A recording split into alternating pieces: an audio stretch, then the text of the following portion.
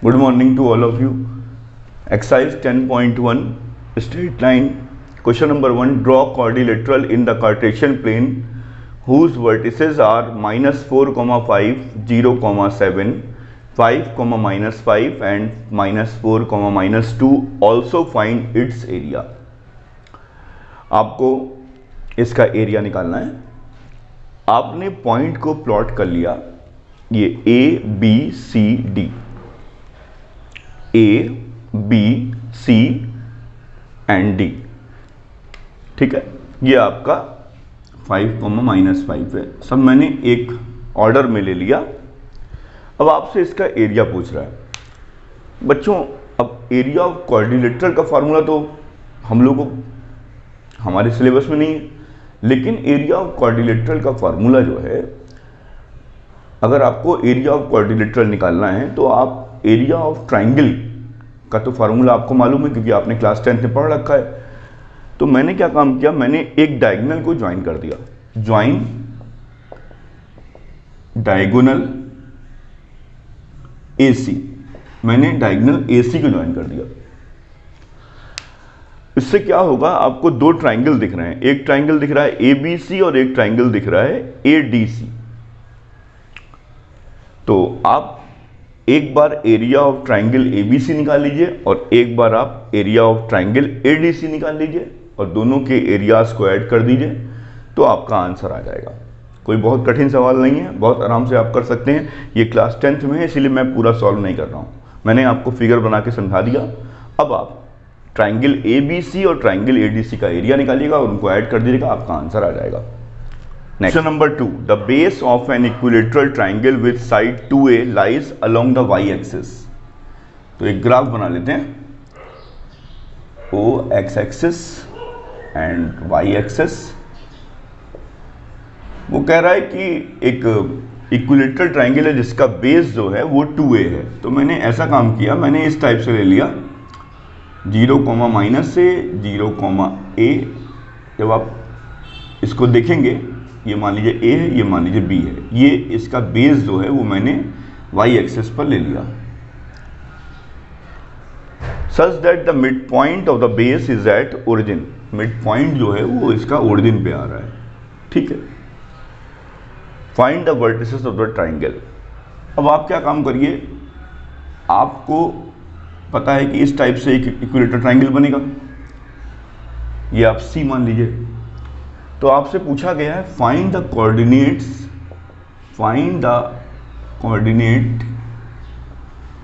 Of point C. Find the coordinate of point C. तो point C का coordinate कैसे निकलेगा आपका?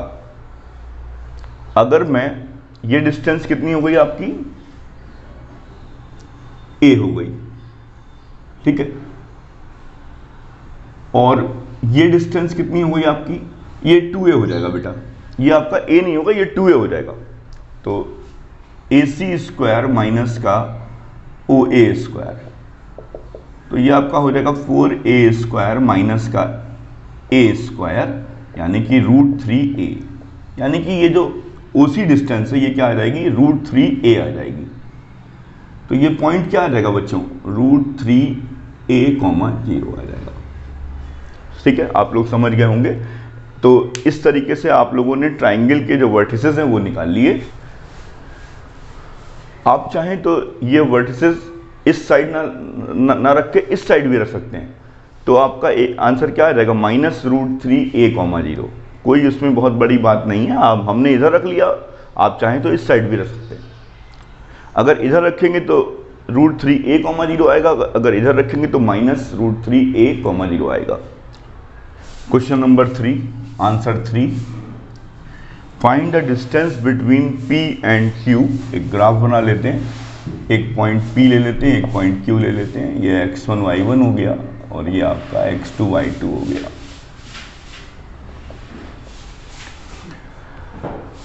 Find the distance between x1, y1 and x2, y2 when PQ is parallel to y axis. PQ line जो है वो parallel to y axis है. तो ऐसे बनेगा, ये आपका x एक्सिस है और ये आपका y एक्सिस है. तो पी क्यू लाइन जो है वो वाई एक्सिस के पैरेलल में है, तो वाई एक्सिस के पैरेलल में है, तो इसका मतलब हो जाएगा आपका x1 इक्वल टू x2 हो जाएगा, क्योंकि अगर वाई एक्सिस के पैरेलल में है तो ये जो डिस्टेंस होगी ये दोनों में सेम होगी। तो इसका आंसर क्या होगा, distance between point P and Q, तो इसका आंसर हो जाएगा मॉड के अंदर y2 माइनस y1। इसका आंसर क्या हो जाएगा, y2 माइनस y1। ये डिस्टेंस y2 है, ये डिस्टेंस y1 है, तो y2 में से y1 को माइनस कर दीजिएगा तो y2 माइनस y1 आ जाएगी, distance between PQ, distance between PQ। Question number 4, find a point on the x axis. Answer 4, find a point on the x axis. मान लीजिए आपने एक पॉइंट लिया है x एक्सिस पर x, 0 which is equidistant from the points 7, 6 and, मैंने ये एक रफ डायग्राम बना रहा हूँ मैं, 7, 6 एंड 3, 4। ये डिस्टेंस जो है वो आपकी इक्वल है, तो आपको क्या बताना है, पॉइंट बताना है, यानी इस कैपिटल X की वैल्यू को निकालना है। तो ये क्वेश्चन आप लोगों ने याद करिए, आप लोगों ने क्लास 10th में पढ़ा है। ये मान लीजिए कोई पॉइंट, मान लीजिए A है, ये मान लीजिए B है, ये मान लीजिए C है, तो आपको AB इक्वल टू AC आपको बताना है। तो आप यहाँ पर भी डिस्टेंस फार्मूला लगाएंगे, under root x2 minus x1 whole square plus y2 minus y1 whole square, यहाँ पर भी डिस्टेंस फार्मूला लगाएंगे। एक बार इसके थ्रू बात करेंगे, AB के थ्रू, ये x1 y1, ये x2 y2, फिर ये x2 y2, ये x1 y1, जैसा भी आपको करना चाहें आप दोनों को इक्वल करिएगा, और इससे क्या होगा, जो अननोन वैल्यू होगी वो आ जाएगी, हमारी कैपिटल X की वैल्यू आ जाएगी। जब आप सॉल्व करेंगे तो कैपिटल X की वैल्यू 15/2 आएगी। तो यानी ये पॉइंट क्या हो जाएगा आपका, पॉइंट A क्या हो जाएगा आपका 15/2, 0। नोट कर लीजिए 15/2, 0 आ जाएगा answer. Question number 5, find the slope of a line which passes through the origin. एक लाइन है जो ओरिजिन से पास हो रही है and mid point of the line segment, एक लाइन है वो ओरिजिन से पास हो रही है and mid point of the line segment joining the point 0, -4, तो 0, -4 यहाँ कहीं आएगा और 8, 0 यहाँ कहीं आएगा। तो इनके मिड पॉइंट से ये लाइन पास हो रही है, यानी कि ये मिड पॉइंट है। तो पहले इसी मिड पॉइंट को ही निकाल लेते हैं। तो कैपिटल X क्या हो जाएगा आपका 0 + 8/2 यानी कि 4, और कैपिटल Y क्या हो जाएगा -4 + 0/2 = -2। तो यानी ये पॉइंट क्या आ जाएगा आपका 4, -2 आ जाएगा। अब आपसे पूछा गया स्लोप ऑफ अ लाइन, यानी कि एक मान लीजिए ये पॉइंट Q है, ये मान लीजिए PQ है, तो slope of line PQ equal to y2 - y1 upon x2 - x1, यानी कि क्या आ जाएगा -1/2। इसका स्लोप क्या आएगा, -1/2 आएगा। नोट कर लीजिए। Question number 13, if 3 points h, 0, मान लीजिए let 3 points A, B and C be h, 0, A, B and 0, A respectively, and 0, K respectively. अब ये तीनों पॉइंट जो हैं वो लाई ऑन अ लाइन, यानी कि all given A, B, C, given points A, B and C are collinear. अगर collinear है तो मैंने आपको बताया था कि अगर कोलिनियर पॉइंट्स है तो उनका अगर आप एरिया निकालेंगे उसका तो वो क्या होगा, वो आपका 0 आएगा, क्योंकि वो लाइन, जब आपके जितने भी पॉइंट्स हैं वो सब एक लाइन पे होंगे तो कभी ट्राइंगल नहीं बनेगा, तो एरिया ऑफ ट्राइंगल 0 आएगा। एक तरीका तो वो है जो आपने क्लास 10th में पढ़ा है। अब दूसरा तरीका है कि अगर ये कोलिनियर है तो slope of AB equal to slope of BC equal to slope of AC, ये तीनों के तीनों स्लोप बराबर होंगे। तो स्लोप ऑफ ए बी निकाल लेते हैं पहले, y2 minus y1 upon x2 minus x1। फिर यहां पर भी आप निकाल सकते हैं y2 minus y1 slope of BC, y2 minus y1 upon x2 minus x1। मुझे लगता है उसकी ज़रूरत ही नहीं पड़ेगी, यहीं पर ही आ जाएगा। ये माइनस का ए बी हो जाएगा आपका, और ये आपका k माइनस बी और a माइनस एच हो जाएगा। इसको मल्टीप्लाई कर लेते हैं, ए के माइनस का के एच माइनस का ए बी और प्लस का बी एच। ये और ये तो कैंसिल हो गया आपका। अब आप क्या काम करिए, यहाँ पर एच के को इधर ले आइए, ए के प्लस बी एच। अब आपको क्या लेके आना है यहाँ पर, आप अगर इसमें एच के से डिवाइड कर देंगे तो आपका आ जाएगा डिवाइड एच के इन इक्वेशन 1। तो ये 1 हो जाएगा, a by H plus B by K equal to 1। ये आ जाएगा, नोट कर लीजिए। क्वेश्चन नंबर 6 यानी answer 6, without using the Pythagoras theorem, यानी कि मुझे उस टाइप का कोई फार्मूला नहीं लगाना है जिससे जो है जैसे A B square plus B C square equal to A C square, इस टाइप का कोई फार्मूला मुझे जो है नहीं लगाना है। आपके पास पॉइंट्स दे रखे हैं, are the vertices of a right angle triangle. यहाँ पर -1 होगा। Let A B C be the points 4,4, 3,5 and -1, respectively. Slope of A B y2 minus y1 upon x2 minus x1 upon x2 minus x1 equal to -1। Slope of BC क्या होगा, y2 minus y1 upon x2 minus x1। y2 minus y1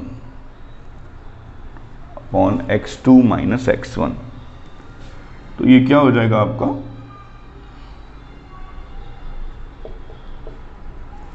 slope of AC क्या होगा, y2 minus y1 upon x2 minus x1। अब आप खुद देखिए, AB और AC में क्या चीज कॉमन है, A कॉमन है। AB और AC में क्या चीज कॉमन है, आपकी A कॉमन है। तो आपसे पूछा गया है कि जो है, तो आप कह सकते हैं कि in triangle ABC right angled at A, right angled at A, slope of line AB into slope of line AC equal to -1। आप देख लीजिए, इनका प्रोडक्ट जो है स्लोप का 1 इंटू -1 करेंगे तो -1 आ रहा है। इसका मतलब है कि ये जो है राइट एंगल ट्राइंगल है। ये आपका प्रूफ हो गया without using the distance formula. Okay, answer 7, find the slope of a line which makes an angle of 30 degree with the positive direction of x axis, not positive direction of y axis लिखा हुआ है, not positive direction of x axis. तो एक line लीजिए और जो positive direction of y axis से 30 degree का एंगल बना रही हो, ये बनेगा फिगर आपका, मेजर्ड एंटी क्लॉकवाइज। तो ये इस टाइप से लेंगे तो एंटी क्लॉकवाइज होगा। ये 30 का है, ये आपकी लाइन L है मान लीजिए, थोड़ा डार्क कर देता हूं मैं इसे। अब ये 30 का होगा तो ये भी वर्टिकली अपोजिट एंगल से 30 का होगा, ये 90 का होगा, तो 90 प्लस 30 ये एक्सटीरियर एंगल मेरा 120 का होगा। यही एंगल ही हमारा स्लोप है, यानी tan theta equal to m equal to tan 120 degree, यही आपका स्लोप है। Slope of line L, slope of line L equal to 10 120। 10 120 की वैल्यू क्या होगी? 10 90 प्लस 30। 10 90 प्लस 30 क्या होगा? माइनस का कॉट 30 होगा। 10 30 की वैल्यू होती है आपकी 1/√3 यानी -√3। ये आ जाएगा आंसर। नोट कर लीजिए आप इसको। 8 answer 8, question number 8। Find the value of x with the points A, B and C are collinear. Let A, B and C are be the points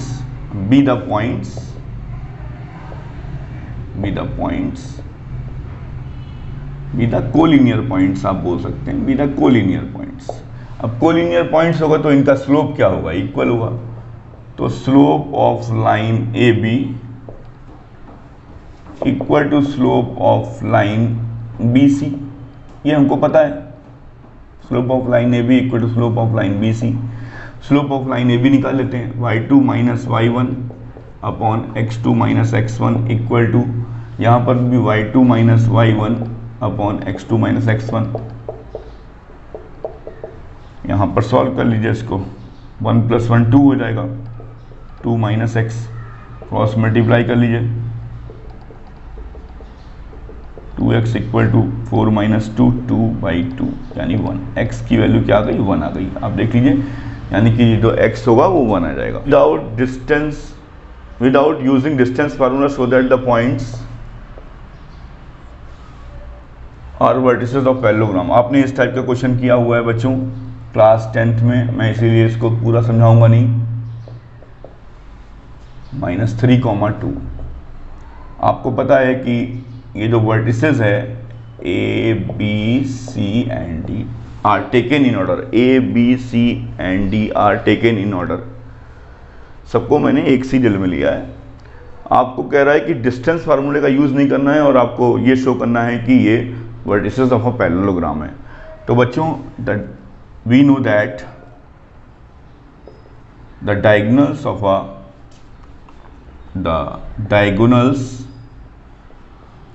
a parallelogram are bisect each other at point O। यानी कि ये OB equal to OD होगा और OA equal to OC होगा, ये हमको पता है।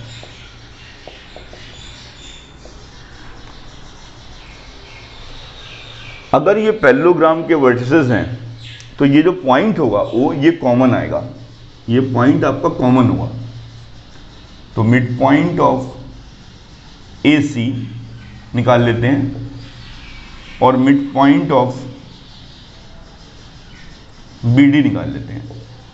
दोनों का पॉइंट सेम आना चाहिए। तो अब मैं ये क्वेश्चन आपको नहीं बताऊंगा, आप आराम से कर लेंगे। मिड पॉइंट ऑफ AC क्या होगा? x1 + x2 upon 2, y1 + y2 upon 2। यहाँ पर आप पॉइंट निकालिएगा, देखिएगा। फिर यहाँ पर भी point निकालिएगा, x1 + x2 upon 2, y1 + y2 upon 2। दोनों पॉइंट सेम आएंगे तो ये आपका शो हो जाएगा। अगर सेम नहीं आएंगे तो इसका मतलब ये जो है वर्टिसेस जो है पैरेललोग्राम के नहीं है। क्वेश्चन नंबर 10 यानी answer 10। Find the angle between the x axis. कोई भी एंगल बनेगा वो x एक्सिस के से ही हम लोग लेते हैं। And the line joining the point 3, -1, 3, -1 यहाँ कहीं आएगा और 4, -2, 4, -2 यहाँ कहीं आएगा। तो वो कह रहा है कि x एक्सिस और जो है ये लाइन जो बन रही है इन पॉइंट्स को मिला करके 3, -1 और 4, -2 को मिला करके जो लाइन बन रही है ये एंगल क्या होगा, वो आपसे ये पूछ रहा है। तो जाहिर सी बात है जो इस लाइन का स्लोप होगा वही जो है x एक्सिस के साथ एंगल बनाएगा। तो आपको कुछ नहीं करना है, ये मान लीजिए पॉइंट A है, ये पॉइंट B है। Slope of line AB equal to required answer जो पूछा गया है, क्योंकि उसने पूछा क्या है आपसे, एक्स एक्सिस और ये दो पॉइंट से जो लाइन पास हो रही है उनके बीच में क्या एंगल है। तो एक्स एक्सिस से ही तो हम लोग एंगल देखते हैं। तो आप क्या काम करिए, slope of line A B निकाल लीजिए तो हमारा आंसर आ जाएगा। तो slope of line A B y2 minus y1, y2 minus y1 upon x2 minus x1, ठीक है, equal to required answer, equal to required answer. तो ये आपका हो जाएगा -2 + 1 -1 अपॉन 1, यानी कि -1। ये इसका आंसर आ जाएगा। यानी -1 का मतलब क्या होगा, tan थीटा इक्वल टू -1, यानी कि theta equal to 135 degree. tan 135, ये एंगल जो होगा वो 135 डिग्री का होगा।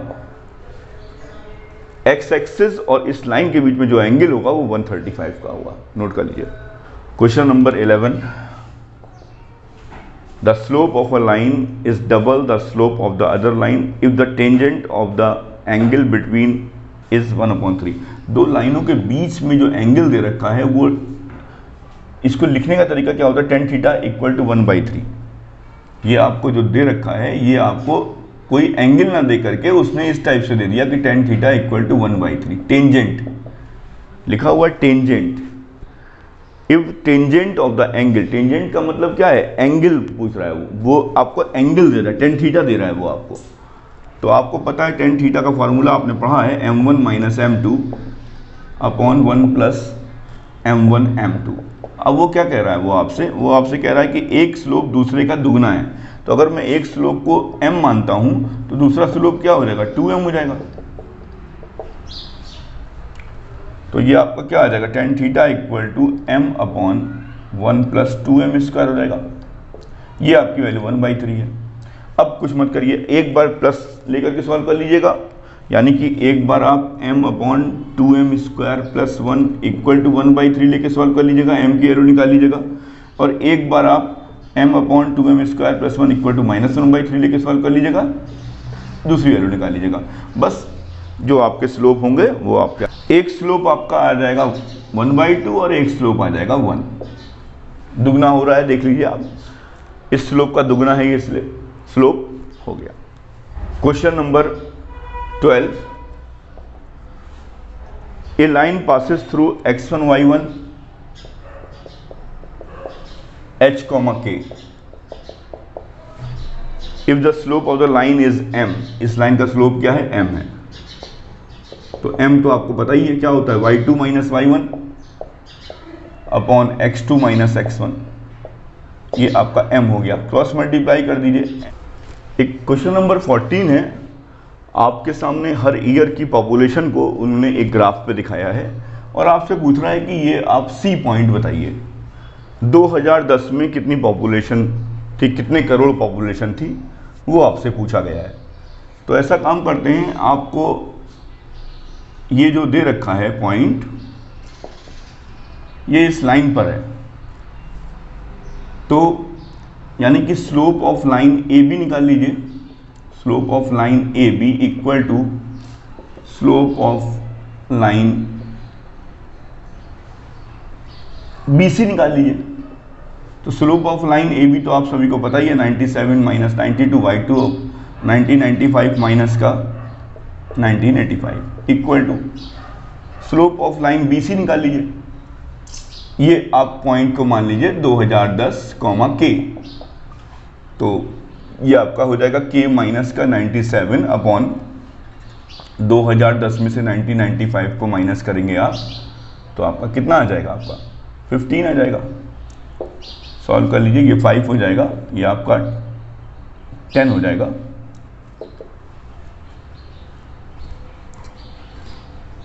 k माइनस का 97 अपॉन 15, 75, 10k माइनस का 970, k को इधर ही रख लीजिए, 1045 यानी कि 104.5, यानी कि 104.5 करोड़ पॉपुलेशन होगी 2010 में।